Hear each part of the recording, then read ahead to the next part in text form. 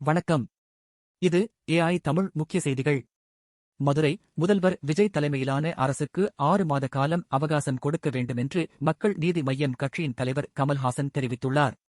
மதுரை விமான நிலையத்தில் செய்தியாளர்களை சந்தித்து அவர் கூறியதாவது, முதல்வர் விஜயின் ஆட்சி எப்படி உள்ளது என 2 நாட்களில் கருத்து சொல்வது ஜோசியமாகத்தான் இருக்க முடியும். 6 நாள், 15 நாட்களில் கருத்து சொல்வதும் அப்படித்தான் இருக்க முடியும். அவருக்கு 6 மாதம் அவகாசம் கொடுக்க வேண்டும். புதியவர்கள் நிறைய பேர் பொறுப்புக்கு வந்துள்ளார்கள். அரசியலுக்கு இது புதிது கிடையாது. சுதந்திரத்துக்கு பிறகு பொறுப்புக்கு வந்தவர்கள் அனைவரும் புதியவர்கள்தான். மக்கள் வாக்களித்து உள்ளார்கள். அந்த ஆட்சி நல்லபடியாக நடக்கிறது என்பதை கவனிக்க வேண்டும். நாங்களும் அதை கவனிக்கிறோம். என்னை பொறுத்தவரையில் தமிழகத்தில் தமிழ் பேசும் ஒருவர் அரசியல் கட்சியை தொடங்கினால் அது திராவிட கட்சிதான். புதிய கல்விக் கொள்கையை தமிழகத்தில் அமல்படுத்த வேண்டுமென கட்டாயப்படுத்த முடியாது. நானும் ரஜினிகாந்தும் ஒருவர் பார்த்து பொறாமைப்பட்டது கிடையாது.